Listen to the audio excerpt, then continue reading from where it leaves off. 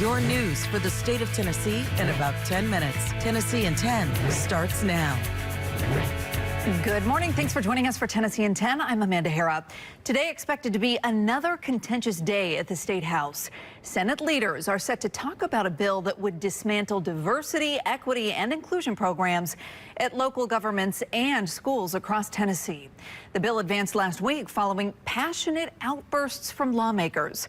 Democrats argued the bill is rolling back civil rights protections for minorities, women, and people with disabilities. But Republicans say it would actually end discrimination and make sure local governments only hire based on merit.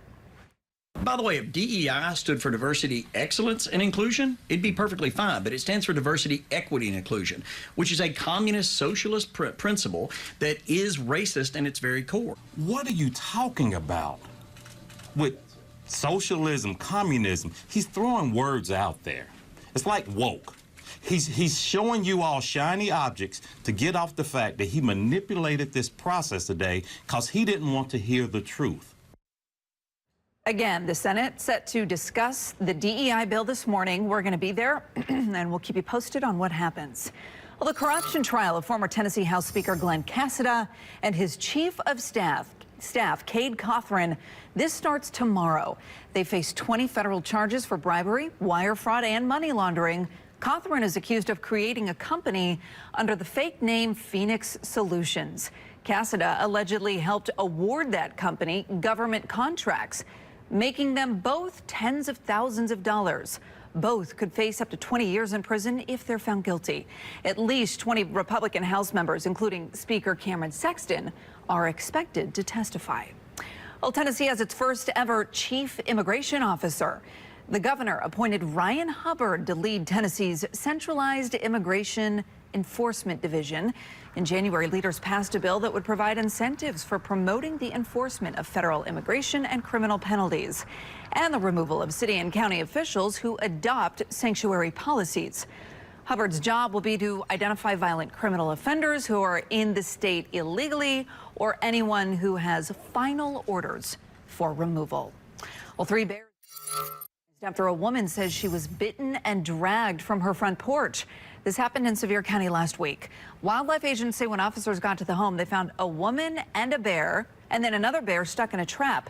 That trap had been set because of another incident at the very same home the week before. Officials say that a bear had broken into a car that had groceries inside.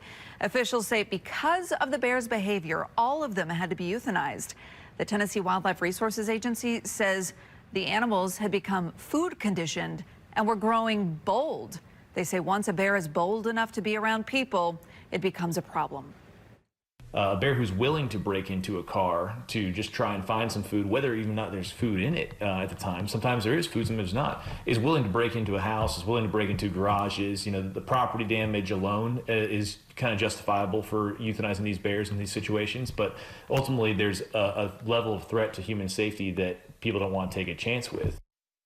Under state law, it is illegal to feed bears, and it's important that you lock up trash and lock up your cars when you're visiting the Smokies. All right, First Alert meteorologist Stefano DiPietro joining us with a look at the forecast. We got some rain on the radar for some folks. We certainly do. Now, this is not anything severe for us. It's just some showers, some rumbles of thunder, not something that will last the entire day, at least everywhere. In Middle Tennessee, West Tennessee will be wrapping things up for the most part this afternoon. It's out in East Tennessee. We'll have a few showers and some rumbles of thunder through today and into our night tonight, even tomorrow as well. The best spot for some rain is out in East Tennessee, Knoxville, Chattanooga, maybe up to the Cookeville area as well. And as we work our way through the rest of our week, we're still seeing almost the same thing on Wednesday. Bulk of the rain will be to the south and east. The farther north and west we are, the more dry time we get. All of that being said, as we go through Thursday and Friday, better scattering of showers, some rumbles of thunder. There's still no severe weather threat to be concerned with, but just get ready for multiple rounds of wet weather this week. This will not